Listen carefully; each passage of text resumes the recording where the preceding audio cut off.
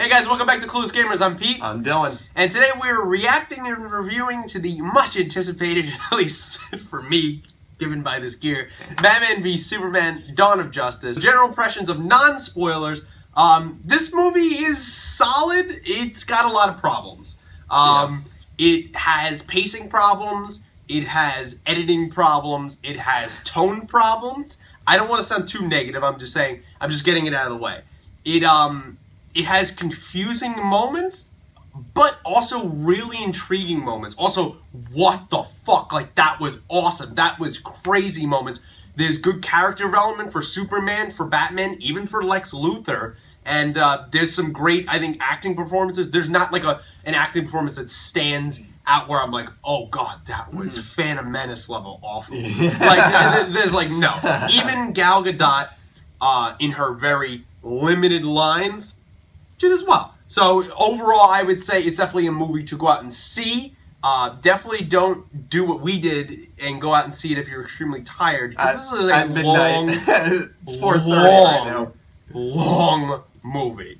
I mean, long, and it even feels long. So that's what I would say on this movie. Yeah, right off the bat, it's long. All right, you have to have a lot of time. You know, you don't. I mean, you can read what time it is. I mean, it's the 21st century. 2 hours 31 minutes. Yeah, it is a long movie, and you know, good movies that are long like that, you don't feel that length. It goes by like that. Yeah. This movie, there's parts where you feel that length. Yeah, it just kind of not the whole movie. Not the whole movie, but you feel it where you're just like, damn, like, wow, we haven't gotten to blah blah blah, and we haven't gotten to blah blah blah yet, and like we're this much time in, like you feel that. I timed it on my phone. There will be intervals in the spoiler section where I do give exact times of how long certain things take to happen.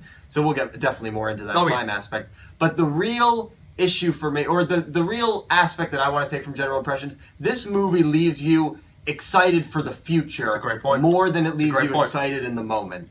So it's take more that from what you want. It's more about the Dawn of Justice part of the title than the Batman v Superman title. Yes. I think that is the clear thing. You come away from this movie and you go, holy crap, I can't wait for blah blah blah, you know, because obviously not spoilers. Yeah. But the Batman v Superman thing maybe leaves you wanting more. Yeah. It's a little lackluster. Yeah, it's a little bit left to be desired. I would definitely say so. If that's our general impressions there, we're letting you know now. Massive spoilers. This is spoilers. We're going to spoil the entire movie from start to finish. We're going to talk about a whole bunch of stuff that happened in this movie because boy is this movie dense. So right now, if you do not want any spoilers, click off of this video, put it in your watch for later, come back after you watch the movie. If you don't care about spoilers, go ahead and watch it already. We're just letting you know we're encouraging spoiler discussion in the comments below. So also, do not look at the comments if you do not want spoilers.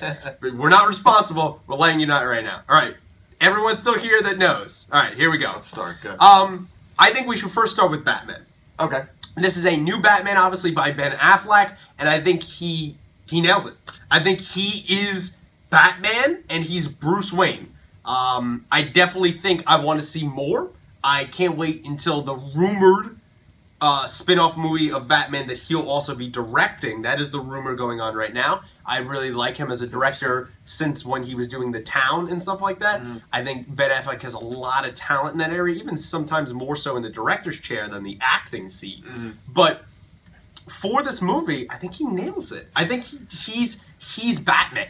This is also the most brutal, violent, fucking killing, yes, you heard that right, Batman we've ever seen. It's unique. We've never seen anything like this, and it's definitely got me interested. Coming from someone who doesn't know the comics as well as you, like, you have two different perspectives. You have the perspective of a fan who loves these movies just because they're entertaining, but doesn't really know a lot of backstory, and you have a fan who's very into the comics and knows. I don't know everything, but I try. You know a good amount. So for me, the aspect of him killing, which I know Batman is never supposed to kill. Batman does not kill. That didn't bother me at all, and I thought that was kind of cool. That bothers me. I know you bothered you, and it probably does bother a lot of people that like the comics.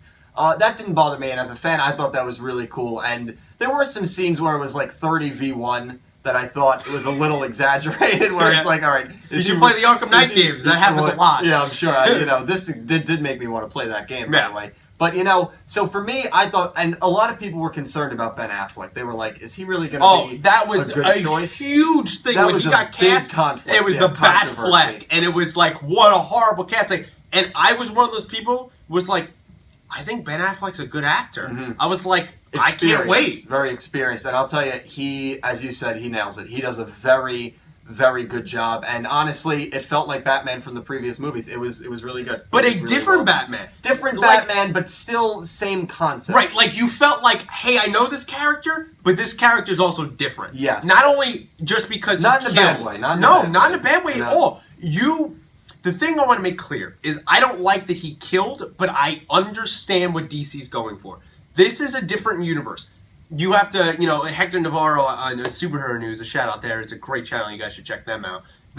He made a great comment, and obviously he's older than me. He's in his 30s. He made a good comment that he had a hard time when he first seen this movie detaching himself from his comic knowledge and what he saw in the movie. And I had that problem too, where it was like, no, this character's not like that. No, and then I have to look at it. And even we delayed doing this review because I was like, Dill, I don't know what to think of this movie. Yeah, we delayed a while. And it's like, I have to realize that, all right, Zack Snyder and the guys at DC and the DC Expanded Universe that they call it, they're doing something different. Mm. This is a different Batman. This is a different Superman, and we'll get to it. This is a different Lex Luthor.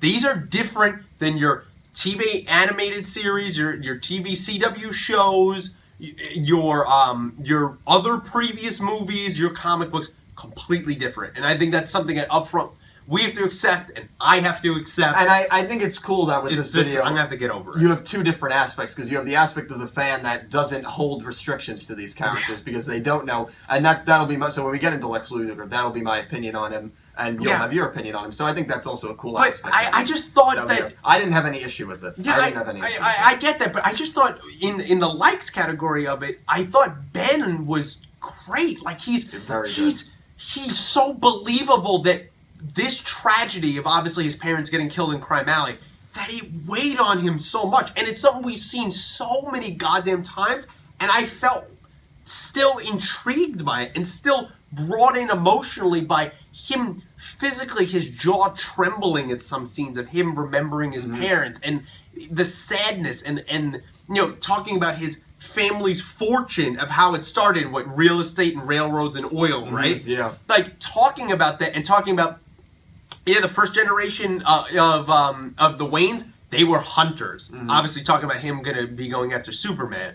And they, traded with the French and stuff. Like you felt like, man, even though he was 8, I believe, when he got his parents got killed, that he had a deep connection to them. And I like how they showed the flashback in the very beginning. And it was that was a part that was edited well. That was very good. The scenes that it cut back to him talking to his parents, which his parents are very briefly in this, it was like, that hits me where I've seen this a million times, but I'm like, got it.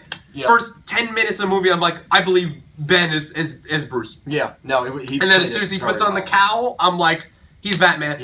He sells me on that. And I think he nails that situation. Yeah, he's different, but he still has the crazy gadgets. He still has an awesome Batcave that's not, seemingly, we don't know exactly where it is, not in Wayne Manor. Is it underneath Wayne Manor? We're not really sure, but Wayne Manor is not, in this movie, unlike the Christian Bale universe, not upkept at all. No. It's a shithole. Yeah. It has been abandoned. He goes back to it, but it is completely not upkept at all. It is a different universe. This is a Batman that seemingly, we're assuming, came out of retirement in response to what happened to Superman. That's what he does in the Dark Knight Returns comic book.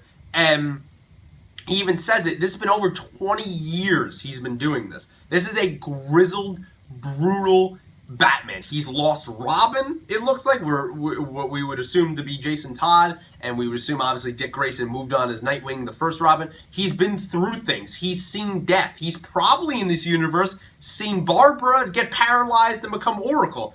All things responsible to him. He's a very, all these things weigh even on a brooding, dark character already that, many say that it's not Bruce hiding behind the mask of Batman. It's his real character. He's Batman, and his mask is Bruce. Yeah, that's he hides behind Bruce. That's interesting. Because he enjoys being Batman. Yeah. He likes being under the cowl. Yeah, and what I'll add to that is Ben Affleck takes all that emotion and hidden pain and really displays and it. you feel that. You do. You Yeah. feel He plays that it really well. his mask is Bruce. Yeah. And he's Batman. Yeah, you do. I never thought about that concept, but that it's a concept that people out there. It's not. I'm not originally making up. It's a comment. It's a comment that many people say out there. Very interesting. And it's so true. It is. And Affleck gives that impression in this movie where I'm like, yeah, like I like Christian Bale and stuff, but I'm like, I like your Batman voice, and I like the gadgets you have, and he still has the suaviness, but also the cockiness of Bruce Wayne at that at the party that he's at Lex Luthor's. Like it's like yeah, like you're nailing both of those aspects, and I really like that. Yeah, he was very good.